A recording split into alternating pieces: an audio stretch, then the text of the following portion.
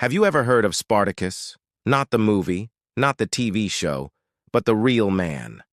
The gladiator who shook the very foundations of the Roman Republic. This isn't just a story of a rebellion. It's the story of one of the most incredible underdog fights in history, a tale of courage, freedom, and the desperate struggle against impossible odds. This is the story of the Third Servile War. Imagine ancient Rome, a powerhouse built on conquest and, crucially, on the backs of millions of enslaved people. By the 1st century BCE, it's estimated that nearly a third of the population in Italy were slaves, stripped of their rights, their families, and their humanity.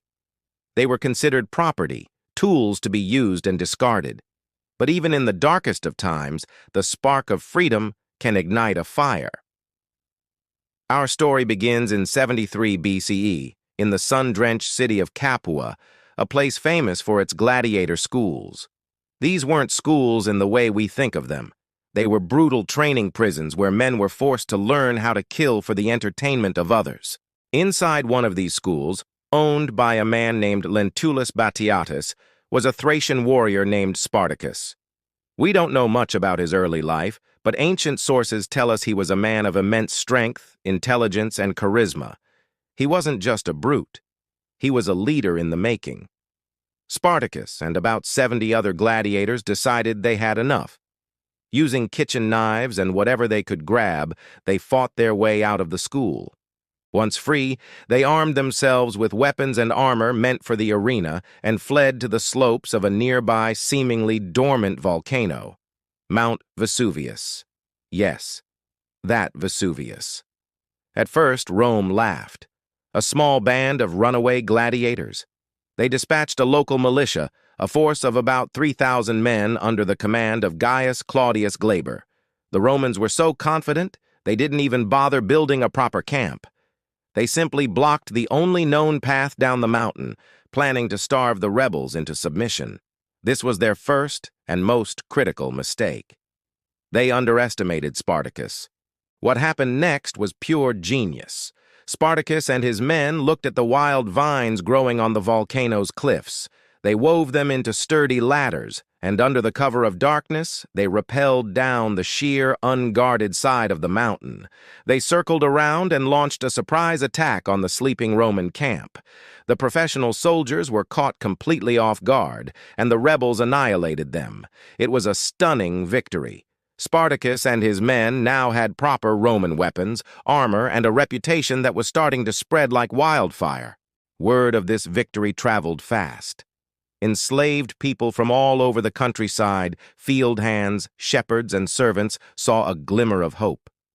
They flocked to Vesuvius to join the rebellion. Spartacus's small band of gladiators swelled into a massive, disorganized army. It was a diverse group, Thracians, Gauls, Germans, all united by a common desire for freedom.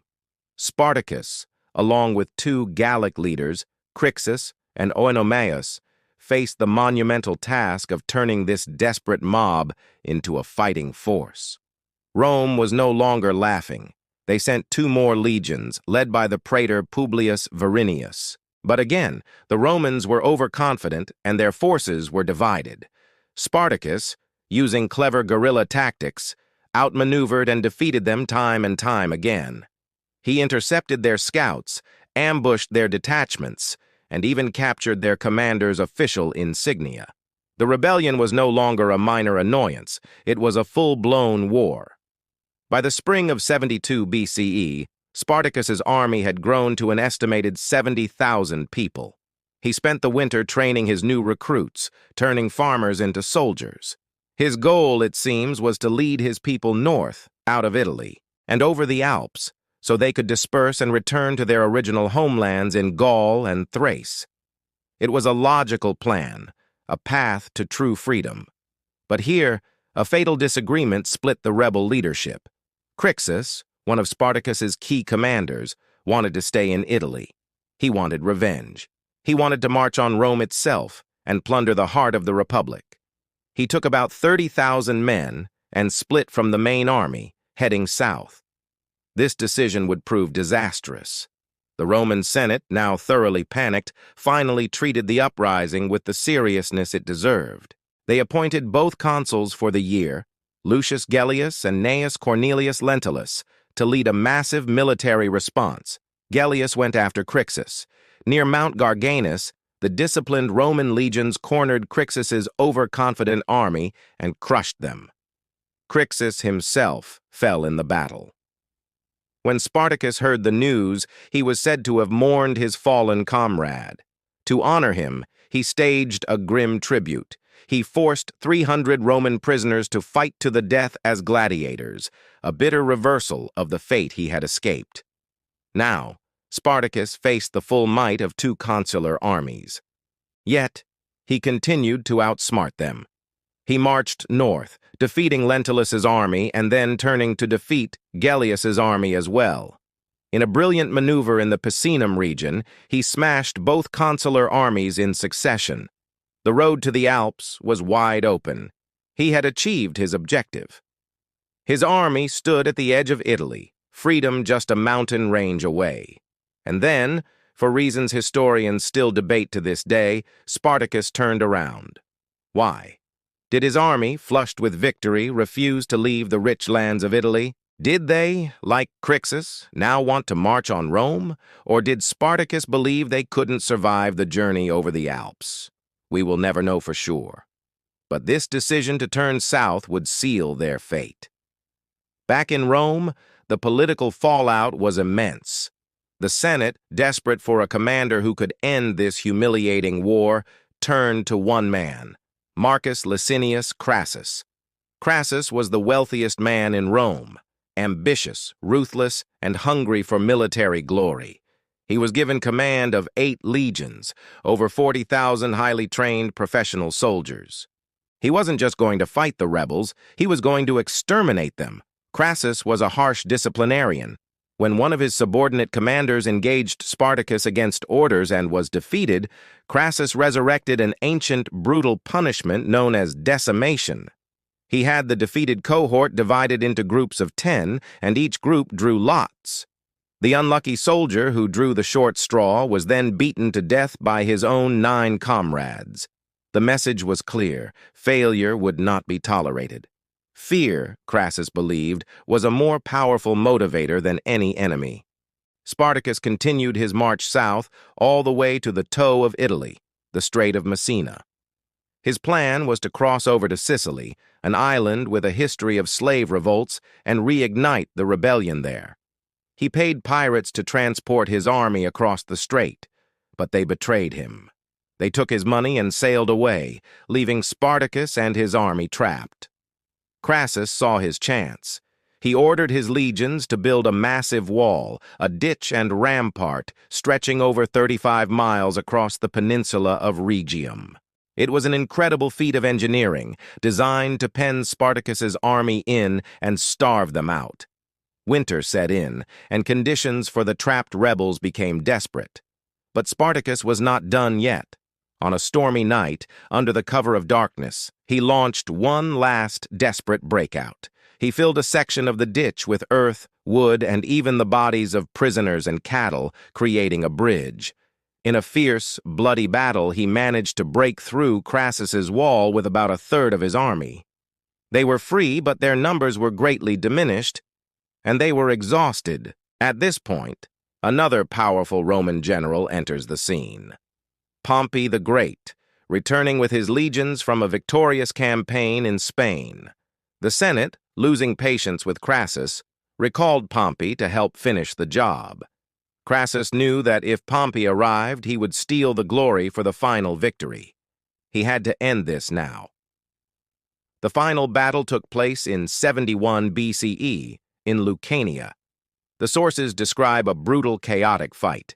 Spartacus's army, no longer a cohesive force and worn down by hunger and infighting, was finally cornered. They knew there was no escape. They turned to face Crassus's legions for one last stand. Plutarch gives us a vivid account of Spartacus's final moments. He says that just before the battle, Spartacus killed his own horse, declaring that if he won, he would have many better horses, but if he lost, he would not need one. He fought his way through the chaos, trying to reach Crassus himself.